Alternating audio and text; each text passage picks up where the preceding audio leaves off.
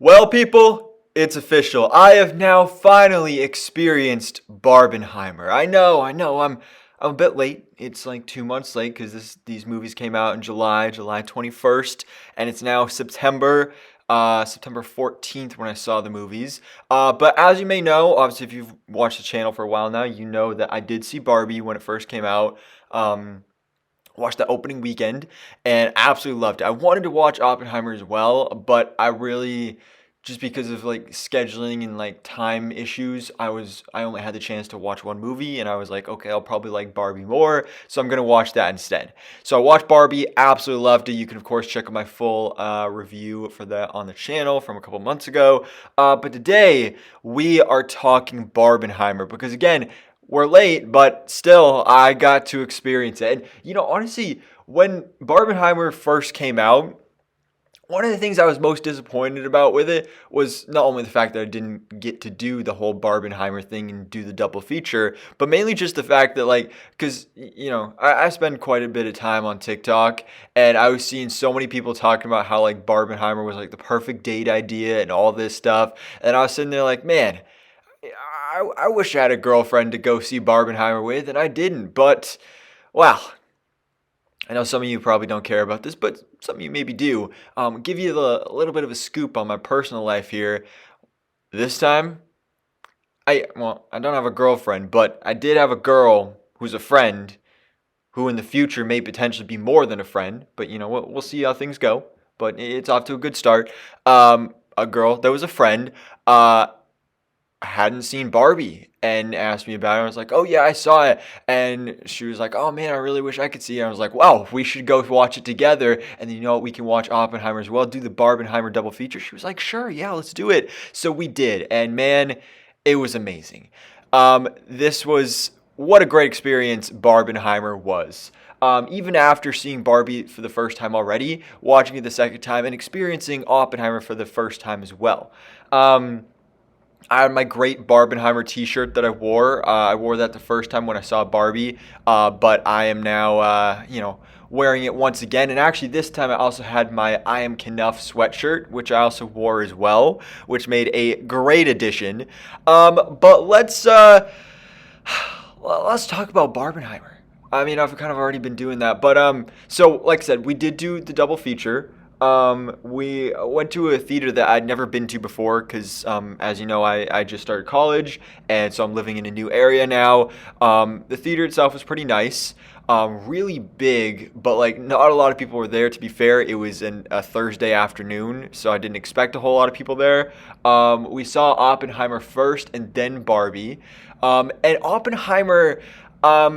I didn't really know what to expect here because Oppenheimer, my expectations weren't super high.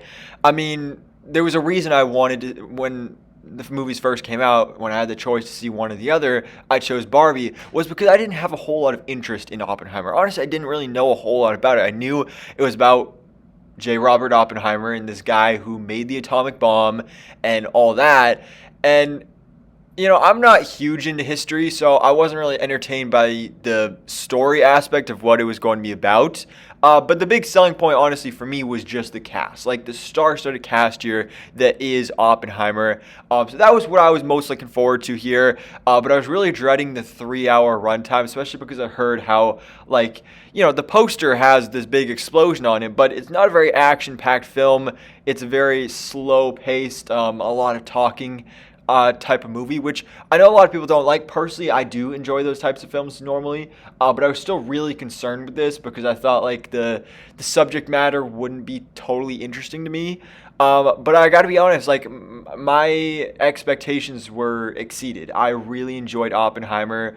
I honestly like I felt the 3-hour runtime towards the end, but it wasn't like it didn't completely feel like a 3-hour movie. Like by the end, I was definitely like, man, that felt like 3 hours. But I only checked my phone to check the time once, and when I did, it was already 2 hours and 26 minutes into it. So I was like, oh man, there's only a half hour left. That's great.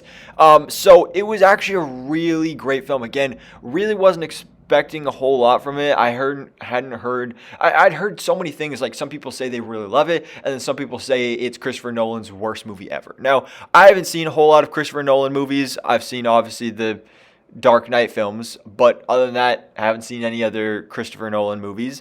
But this was a pretty great one. This was a really good film. I It was actually surprisingly really interested by the story and the development of the atomic bomb. Oppenheimer was a really interesting guy, and seeing especially where he came from and everything, his relationships with other people. A lot of the celebrities in here, again, that was like my big selling point on this movie. I Some of it was distracting, and then some of it was not. I mean, you have some people in here, like obviously Cillian Murphy as Oppenheimer was great. Robert Downey Jr. was amazing as Louis Strauss. Louis Strauss, I will say, I that was kind of the part I was most bored by, was the, I guess, kind of present day stuff. Well, present day for when the movie takes place. That was one of the things that was kind of confusing, was like kind of jumping back and forth between like when the atomic bomb was being made and then the consequences of it after. Sometimes that was a bit confusing, and then I don't really get the whole black and white thing, because like some stuff during that time period was in black and white and then some wasn't. It was a little confusing. But that part I really didn't feel was super necessary, especially because, like, it's 3 hours. Obviously, I was thinking like, man, there's some stuff that really doesn't need to be here, and I feel like that's all the present day stuff, because after, like I said, we got to like the 2.5 hour mark, and we had gotten through all of the building of the atomic bomb, the first test and all that, and it actually being used on Japan. After you got to that point, I was like, okay, that's good. And then it jumped back to finishing up the kind of present day storyline, and that's when I got bored again. So I will say I didn't feel that was super necessary, but I mean, Robert Downey Jr.'s performance was great. Now, it's so weird. The distracting part of it, though, with the celebrities is just because, like, I know so many of these people from like different projects. So like I would just be looking in the background and be like, oh, that's Roderick from the Diary of a Wimpy Kid movies. Yep, that's Josh from Drake and Josh.